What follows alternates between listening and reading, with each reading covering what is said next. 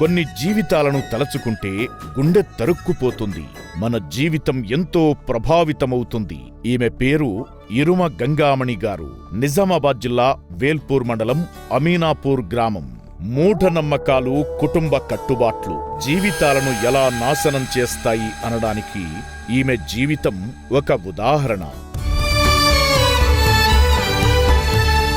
నిరుపేద కుటుంబంలో పుట్టిన గంగామణి గారికి పుట్టిన సంవత్సరానికే బాల్య వివాహం జరిగింది. 15 సంవత్సరాలు వచ్చేసరికి వీరి వివాహ జీవితం భర్తతో తగాదాలు రావడంతో, విడాకులు తీసుకోవడంతో ఒంటరితనం, జీవితం పట్ల నిరాశ కమ్మేసింది. ఆనాటి నుండి బ్రతుకు మీద ఆశలేక తల్లిదండ్రులకు చేదోడు వాదోడుగా ఉంటూ జీవితాన్ని ఎన్నో ఏళ్లు గడిపేసింది.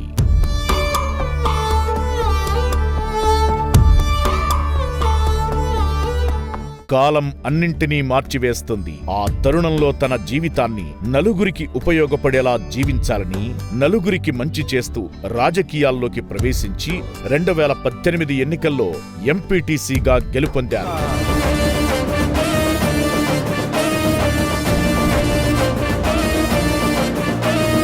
అలా ప్రజాసేవలో ఎన్నో అభివృద్ధి కార్యక్రమాలు చేయగలిగారు గంగామణి గారు.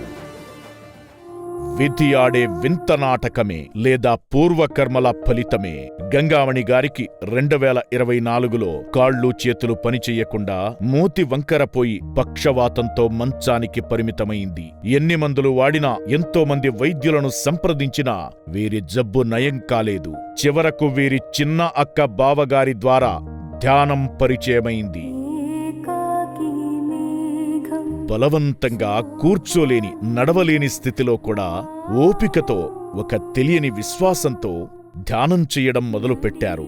అలా నిత్యం ధ్యానం చేస్తూ 3 నెలల్లో పక్షవాతాన్ని పూర్తిగా తగ్గించుకున్నారు. పక్షవాతం తగ్గగానే లివర్ సంబంధిత వ్యాధి సోకి చావు అంచుల దాకా వెళ్లారు గంగామణి గారు.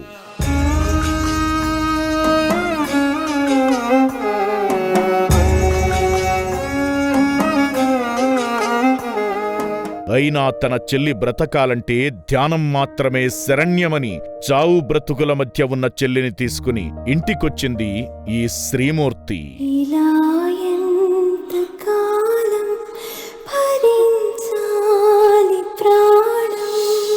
ధ్యానంతో బ్రతికించుకుంటాను నా చెల్లిని అని సంకల్పం చేసి శోకసంద్రంలో ధ్యానంలో కూర్చుని విశ్వంతో, బ్రహ్మర్షి పితామహ పత్రిజీ మహాత్మ చైతన్యంతో ఏకమై ఈ ధ్యానం యొక్క మహిమ గ్రామ గ్రామాన విరాజిల్లాలంటే నా చెల్లి ఈ ధ్యానంతోనే బ్రతకాలి అని తన ఆవేదన వ్యక్తం చేశారు.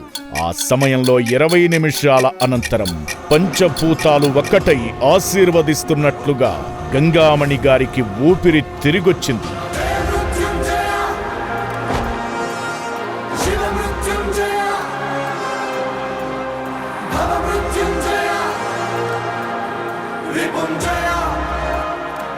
చూశారా, ధ్యానం మీద విశ్వాసం, గురువు పట్ల అపార నమ్మకం.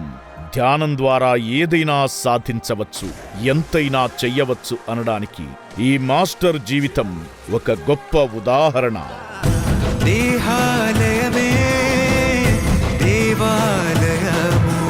తాను బ్రతుకుతున్నది ఇక కేవలం ధ్యానాన్ని, జ్ఞానాన్ని పంచడం కోసమే.